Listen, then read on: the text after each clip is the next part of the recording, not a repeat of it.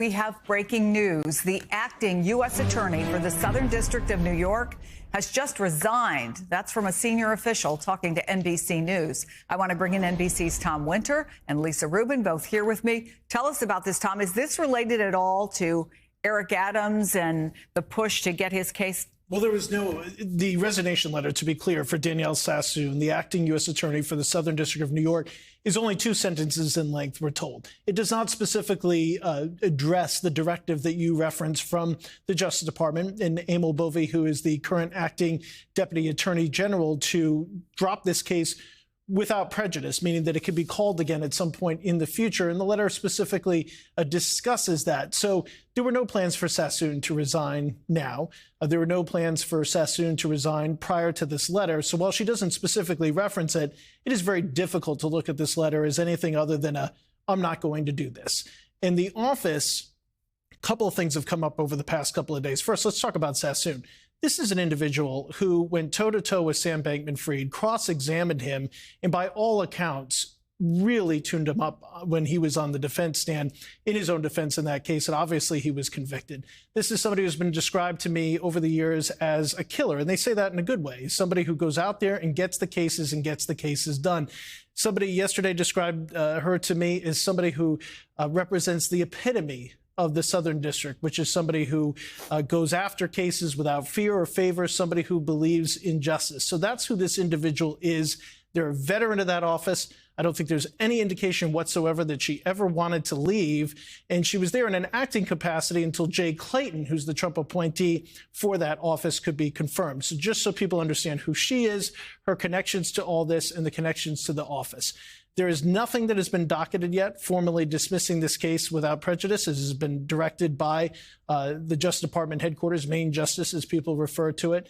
And so there's no other way that you could read this at this stage, barring any sort of other information, that this is a resignation in lieu of filing that order. Now, what happens next is... She was not about to...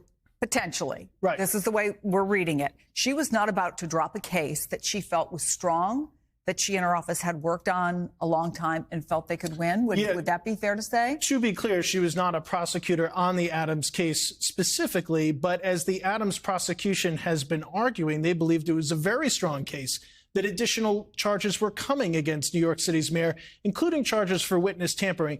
With law enforcement, whether you're a special agent 2 years on the job or whether you've been a federal prosecutor for 20 years, the idea of somebody tampering with your witnesses prior to trial is something that is a real affront to them. Of course, Mayor Adams has denied all the allegations against him.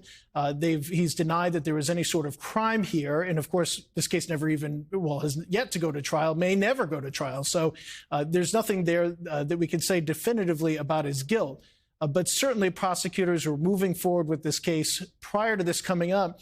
And I think for me, Chris, it was around the time that a press conference was called by the mayor this past fall, prior to the election, when Donald Trump was speaking at Madison Square Garden at a campaign event. I think it was several weeks before Election Day.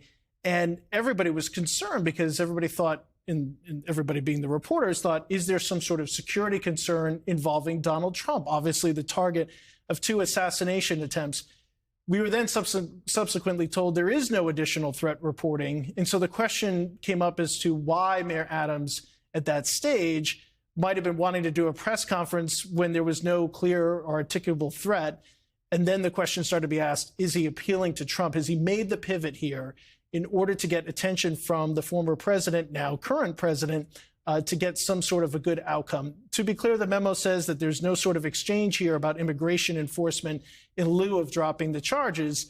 But why did this get to this point? Well, the memo also points out that they're looking for Mayor Adams' help with immigration efforts in New York City. So, and in fact, is meeting with Tom Homan today. So. Exactly correct. So this issue is escalating, if you will, and clearly, if the acting U.S. attorney now has since resigned, Danielle Sassoon, believed that the directive was A-OK, she would have just ordered her office to file the dismissal and moved on. So yes, her resignation letter, to be clear, we are told does not actually reference a specific case, but in lieu of that, there does not appear to be any other reason for her resignation.